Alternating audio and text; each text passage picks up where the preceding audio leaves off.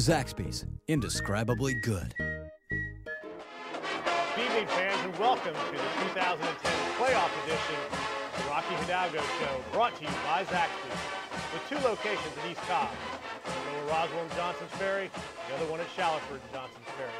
Coach Hidalgo, congratulations. First playoff visit for the Rocky Hidalgo-led Walton Raiders. 7-3 season, 5-1 in the region, and a huge win on Friday night when you beat Woodstock 20-0. Yeah, you know, it was a huge win for us all the way around for a lot of reasons. Senior night and home playoff game, and kids just came out and they played great. Our standpoint, our coaches, has a really good football team. Yeah. And coaches have been around for a long time, and that game was as dominant game against a good football team as we've played here in 15 years.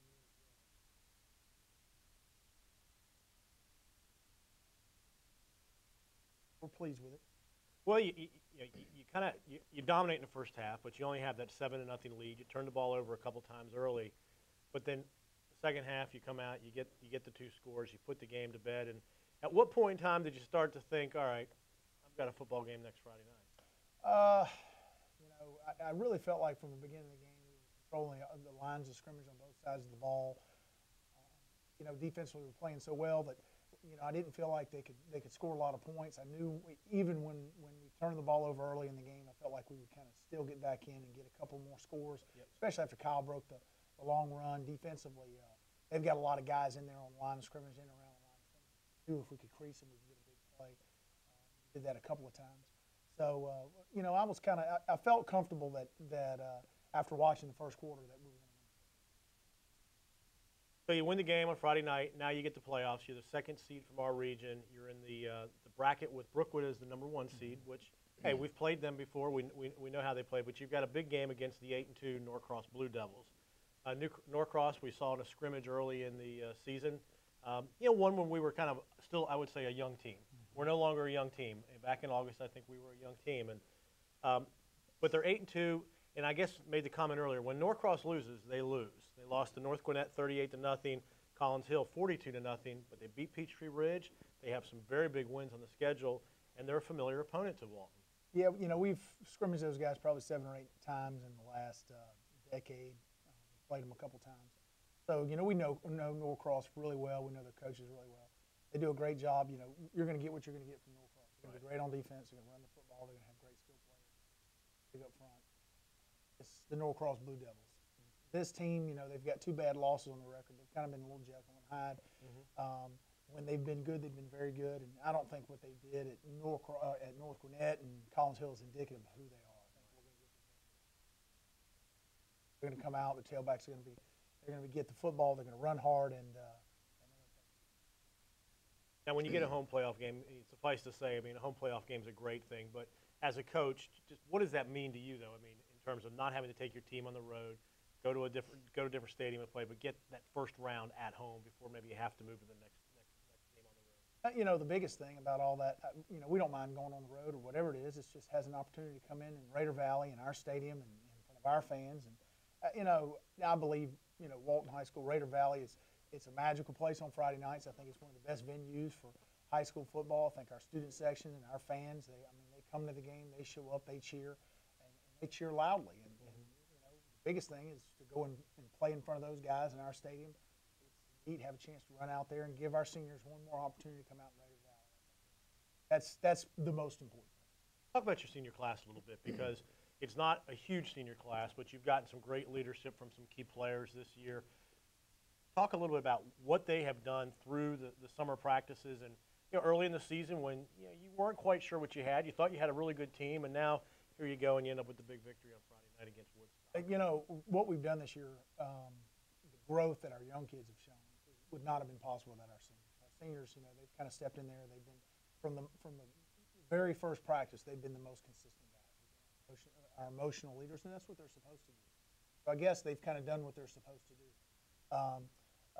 They go out there every Friday, and you know what you're going to get from them. We've known, and that's the most important thing. We know what we're going to get from our seniors every Friday night. We're going to get consistent.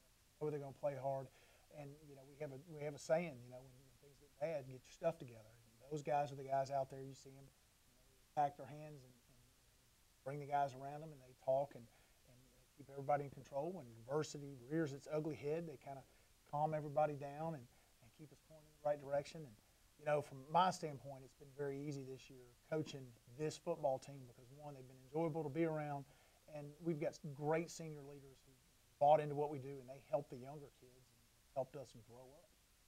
Every team has a personality, I guess. You know, going back through the years, that you were coordinator.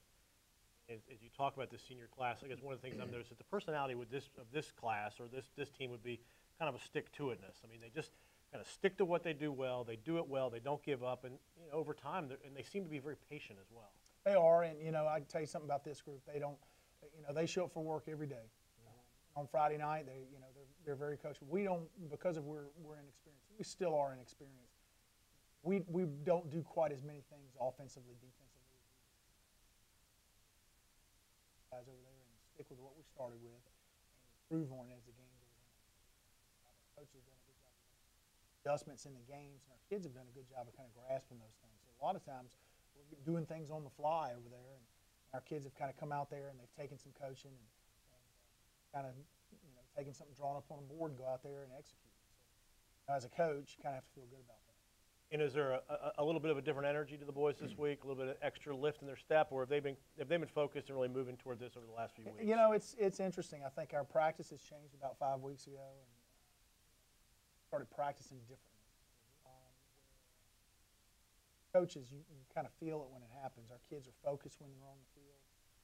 Right on the field, they're out, and a lot of times if somebody walks out there, they go, these guys aren't paying attention, but they're out there having fun and having a good time. They're on the field in the huddle.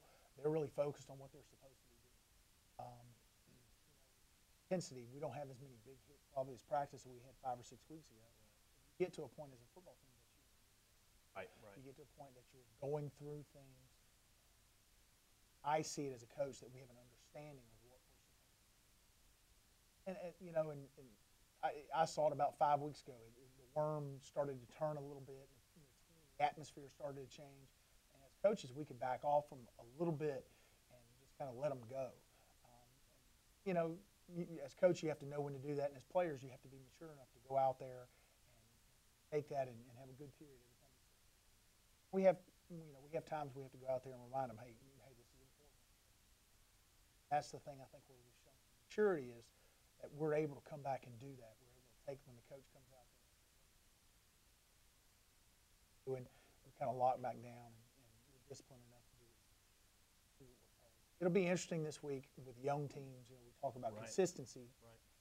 We've had a day-to-day, play-to-play consistency issue with this team, and we've kind of gotten over that in the last 4 or 5 weeks.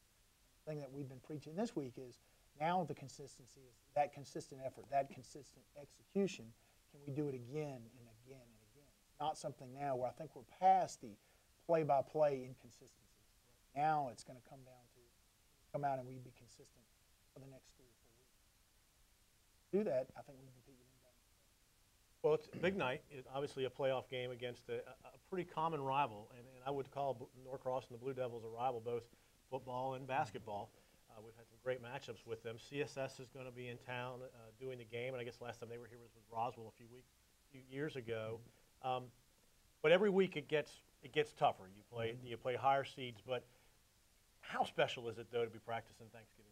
It's really cool. You know, I was telling the moms the other day about, you know, Thanksgiving here, that morning Thanksgiving practice, we come out and we practice at 8 o'clock in the morning, and practices will last about an hour, and at 9 o'clock, the moms will open up the concession stand and give everybody hot chocolate and apple cider, and they'll have a breakfast laid out for the kids. And it's kind of neat to kind of hang out in the stadium. It's always cool then to drink your hot chocolate after practice and know that you've got Thanksgiving and some football, and all you have to do, you know, the rest of the time is get ready to play that game on Friday night. It is really neat. As coaches, we think about that. That's my favorite practice of the year. Yep. You know, walking down to practice today, Coach Allen and Coach Davidson and I were talking today about it's when you're practicing in the playoffs, it's always fun. Just kind of that walk down to practice. You know, 70% of the teams out there, they're stacking gear right now, and it's all bonus football. It's all gravy from here on out. And let's just go out and have a good time and keep the kids interested and moving forward. Rocky, this past 2 weeks at Walton, we grabbed 2 state championships, the women's cross country and the women's volleyball team. as a coach at a school that, going to the playoffs, winning championships, being successful athletically and academically, what does that mean to you as a coach? First and foremost, I tell people this, I'm a Walton coach, and I had a longtime head coach here in the state of Georgia point that out to a bunch of young coaches, that first and foremost, I'm a Walton coach, and not just a football coach. So I support Walton athletics first and foremost, and that's my job. It falls under my, I'm the head coach here and steward of the football program, but most importantly is here, I've got to go and support my other coaches, and I want our athletic department to do well. Anytime we go out and win state championships, that's huge. Not just for our athletic department, but for the kids. Because every kid here, whether it's a football player, cross country, lacrosse, volleyball, the band, those guys put their heart and soul in what they do here. And we set the bar high here at Walton High School. Excellence, that's what we're looking for. I don't care what the sport is. And, for those guys to go out and have that success, I'm proud of them and happy for them. And as coaches, there's fellowship among coaches here. And I support those guys or those girls, whoever they are, and happy for them. Well, the Raiders are going to let the Blue Devils come into Raider Valley on Friday night, and the Raiders begin their playoff quest. Now, Rocky, we're going to do things a little different today. We're going to have an interview with another person. We're going to have Kevin Taylor join us, who is a Raider super fan, I would guess is the best way to put it. And Kevin's been a long-time Walton Raider fan, although he started off, I think, as a Wheeler Wildcat fan. So we'll move rapidly through that part of his history. But before we introduce Kevin and have him up here on the stage, we're going to take time to hear a word from our sponsor, Zaxby's.